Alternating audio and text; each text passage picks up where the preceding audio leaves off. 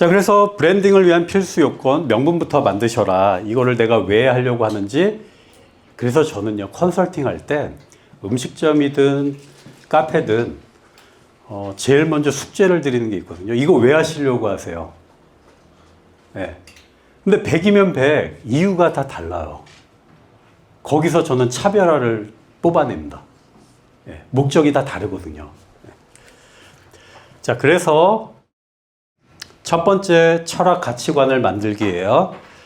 첫 번째, 우리 브랜드, 우리 음식점의 존재 이유가 뭐고 존재 의의가 뭔지를 한번 생각해 보시고요. 그 다음에 정체성을 한번 찾아보세요. 정체성. 정체성은 뭐냐면요, 영어로 아이덴티티라고 하는데 어렵게 생각하실 필요 없어요. 네 정체가 뭐야? 이거랑 똑같아요. 그럼 내 정체는 이거야. 이렇게 얘기하면 되겠죠. 그러면은 우리 브랜드가 내가 가장 소중하게 여기는 생각이 분명히 있을 겁니다. 그게 핵심이 될 가능성이 많아요. 그럼 한번 생각해 보세요. 내가 이 음식점을 처음 시작할 때 가장 소중하게 여겼던 게 뭐지?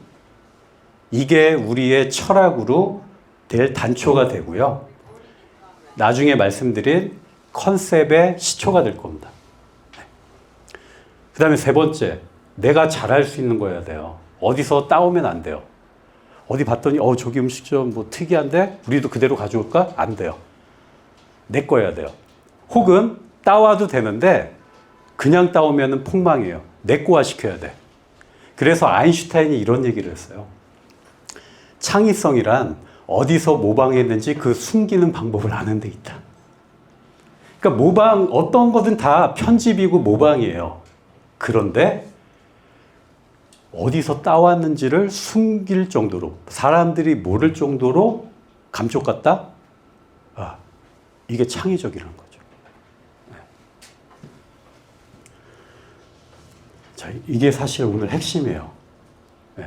제가, 이건 제 이론도 아니고요. 저도 많은 이제 서적과 제 나름대로의 어떤 공부를 하면서 저만의 가치관, 이론 한번 정립해 봤는데 해보니까 이 안에서 다 끝나더라. 차별성, 필요성, 이 두 가지가 돼야 된다. 근데 대부분의 차별적인 거는 하는데요, 사실 필요하진 않아. 예를 들어서 제가 한 6개월 전인가? 6개월 전쯤에 가전제품 사러 LG전자에 갔거든요. 이제 무선 진공청소기를 사러. 근데 왜 이렇게 비싸요? 뭐 150, 200 하더라고요. 그래서 이거 그냥 나와야 되나 하다가, 사실 코드, 전기 코드 있는 게 너무 불편해서 조금 싼 걸로 사긴 했어요. 근데 제가 물었어요. 이거 왜 이렇게 비싸냐고 그랬더니 그 직원이 자연스럽게 기술력을 얘기하더라고요. 그 다음에 물걸레 기능이 있어서. 근데 저는 물걸레 청소기로 사용해 보지도 않았고 사용하지도 않거든요. 나한텐 필요하지가 않아요. 근데 여기선 그게 차별화래. 이러면 안 된다는 거지. 그래서 소비자들한테 정말 필요한 거, 그게 차별화가 돼야 된다는 거예요. 그러려면 소비자들 분석을 해야 되겠죠. 네. 그래서 소비자 분석을 꼭 하셔야 됩니다. 자, 어쨌든 컨셉을 만들었잖아요. 자, 그러면 그냥 소비자가 우리 음식점에서 오감적으로, 오감이면 뭐야? 시각, 청각, 후각, 그 다음에 미각, 촉각, 여기에 컨셉이 주장하는 내용들이 다 느껴지게끔 만들어주시면 돼요. 네. 말은 쉽죠? 네. 자, 그런데요, 여기서 중요한 게 하나 있어요. 이게 꼭 있어야 된다는 거죠. 여기서 시작이 돼야 된다는 거지. 명분, 정체성, 가치관, 철학. 우리 일본 투어 가시죠? 이제 조만간. 아니, 갔다 오셨나요? 네, 갈 겁니다. 그렇죠. 그러면 우리가 이른바 맛집이라는 데를 가잖아요. 그러면 맛집이라는 데를 가면은 대부분 규모가 큰 데가 많을까요? 작은 데가 많을까요? 작은데요. 그렇죠. 네, 맞습니다. 그러면 제가 보기엔 라면집을 갔는데 솔직히 말씀드리자면 맛은 뭐 크게 차이 나는 것 같지 않은데 왜 줄 서서 먹는지 제가 보기엔 그렇더라고요. 거기 사장님께서 신념이 확실하더라고요. 이 라면 육수를 내가 직원들한테 맡기지 않고 12시간 푹 고아가지고 사골 육수에. 그리고 이 지역에 나는 식재료를 이용해서, 그리고 어떤 가치를 해서, 그래서 죄송하지만 한글에 하루에 30그릇밖에 제공을 못하지만 여러분들이 드시는 순간만큼은 최고의 순간을 만들어 드리겠습니다. 이거를 알고 먹는 거랑 그냥 단순히 맛있는데요, 오래됐어요, 이거랑 받아들이는 게 틀리다는 거죠. 가치관, 철학. 이게 이제 중요하다. 아까 그 마케팅 정태영 부회장이 대표이사가 이런 얘기 했어요.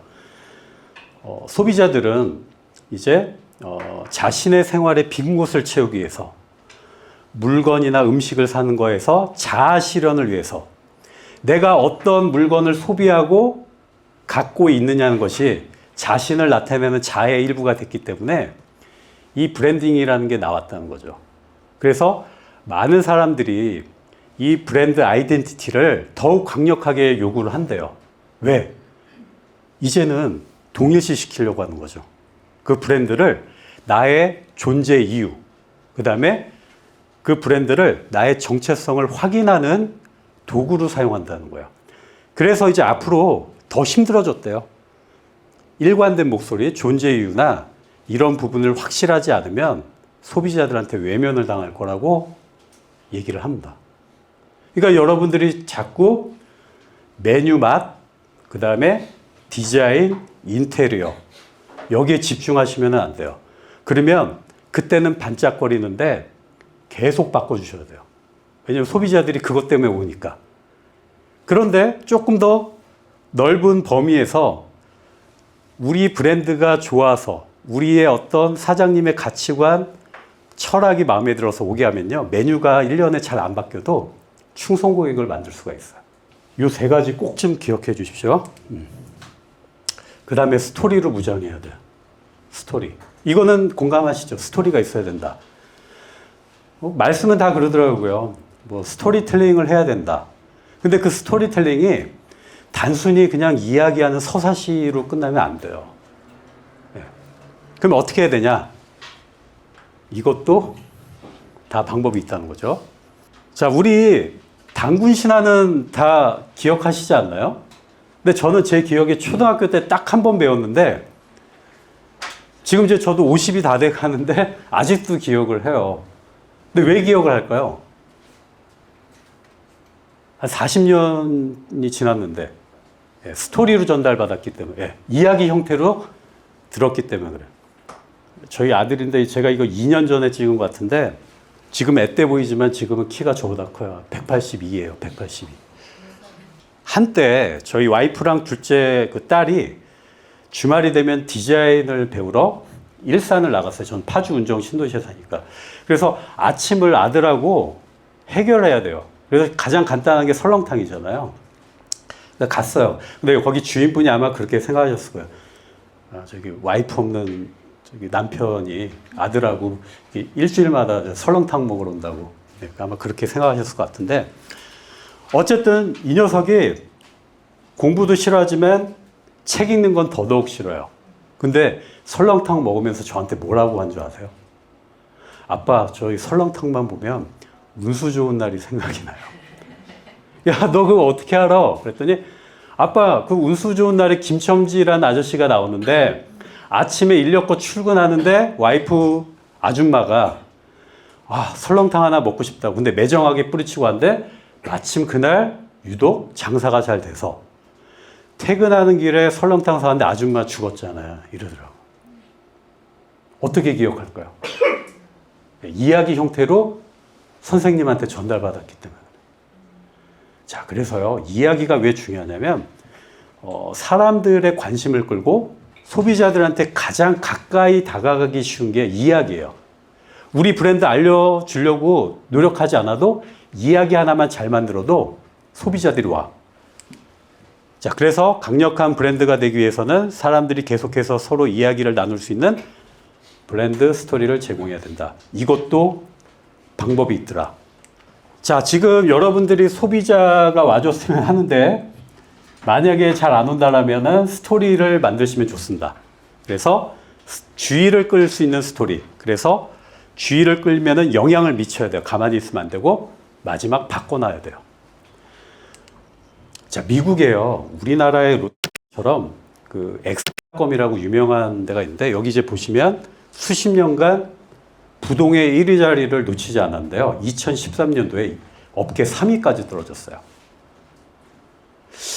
대책회의를 하죠. 대부분 대책회의하면 초심으로 돌아가려고 하거든요. 근데 이 초심이 뭐냐면 오래 씹어도 향이 오래도록 지속되는 거였어요. 그렇게 갔는데 매출은 그대로예요. 전략을 바꿨어요. 이거를 소비자를 분석해 봤더니 마트나 편의점 이런 데서 정말 뭐 후라이나 기능성껌 이런 거 아니면 무의식적의 판단에 의해서 껌을 집는다는 거죠. 그 무의식적에 우리 브랜드가 위치해야 된다. 그래서 브랜딩을 했어요. 그래서 다음에 동영상으로 그 한편으로 업계 1위로 복귀했어요. 자, 결국엔 어때요, 여기는? 일단 소비자들의 마음을 말랑말랑하게 만든 다음에 스토리를 통해서 그 다음에 쓱 이거 사. 근데 여러분들 어때요? 이거 사. 이거 아니에요? 예, 그래서 일단 소비자들의 어떤 이 경계심을 무너뜨려야 되는데 스토리처럼 좋은 게 없다. 이렇게 이제 말씀을 드리고 싶어요. 예.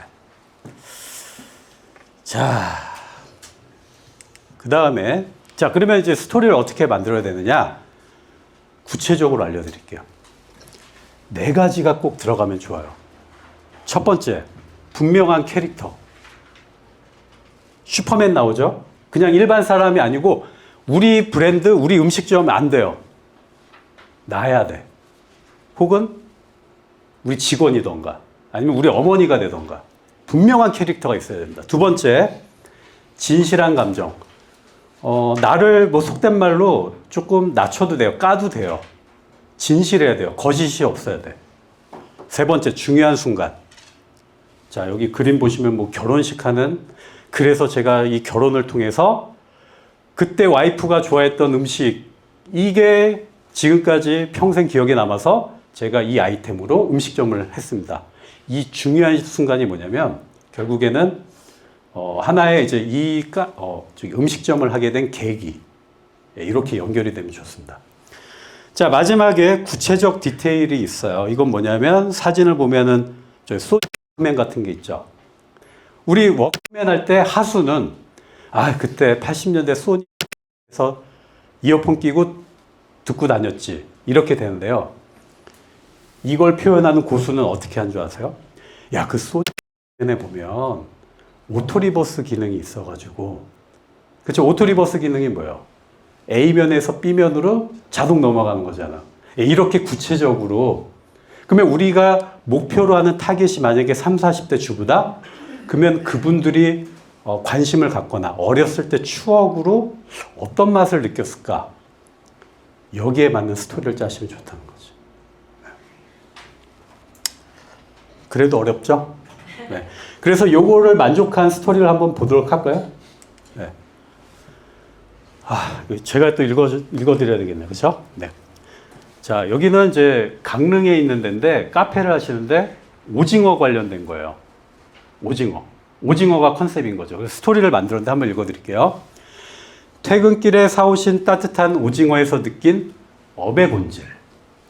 이른 새벽녘 부두의 백고동 소리와 철썩이는 파도, 그리고 수평선 넘어 떠오르는 태양. 강릉은 제가 태어나고 자란 곳이자 가족의 고향으로 오랜 추억이 깃든 곳입니다. 그러면 캐릭터가 누구예요? 분명한 캐릭터가. 예, 가족, 그 중에서도 나. 네. 어렸을 적 아버지께서 퇴근길에 사다 주신 따뜻한 오징어 한 마리는 지금도 잊을 수가 없지요. 가끔은 질릴 법도 했겠지만 방과 후 친구들과 길거리 음식을 먹을 때도 저의 선택은 언제나 오징어 튀김이었습니다. 나의 고향을 대표하는 식재료로서 어린 시절 기억을 떠올려주는 오랜 기억의 흔적 오징어. 시간이 흘러 성장하고 어른이 되면서 도시로 떠나는 친구들의 모습 속에 저 또한 많은 생각이 들었으나 제게는 오랫동안 변치 않았던 어떤 신념 같은 것이 마음 깊은 곳에서 꿈틀거리기 시작했습니다. 바로 나의 고장 강릉을 많은 사람들에게 알리고 지역사회에도 기여하겠다는 것이었죠.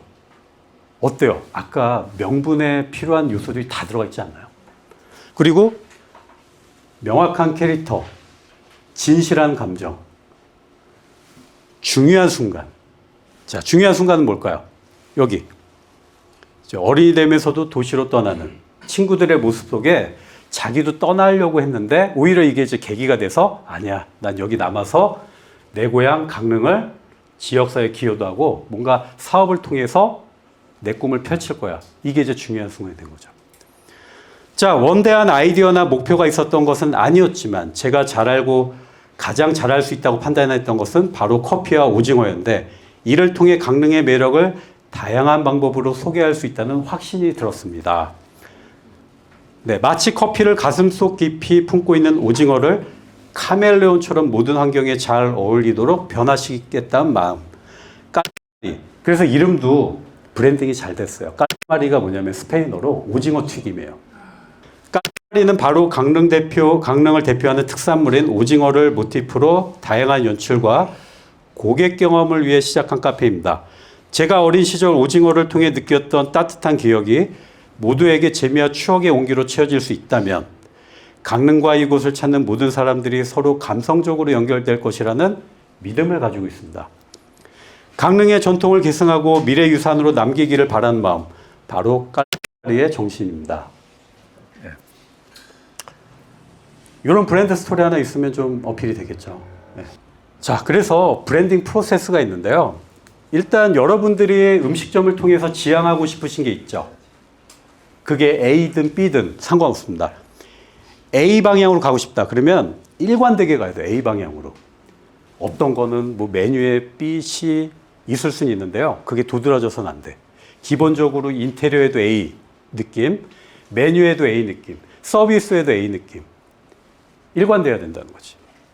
그래서 고객과의 상호작용을 통해서 고객의 인식 속에 우리 브랜드만의 차별적인 모습을 만드는 것이다. 만약에 오징어 음식점이에요. 그러면 메뉴에도 오징어 쉽잖아요. 네. 디자인도 오징어가 나와야 되고요. 메뉴 이름도 오징어스럽게 줘야 되고 음악도 오징어 음악이 있나요? 그럼 모르겠네.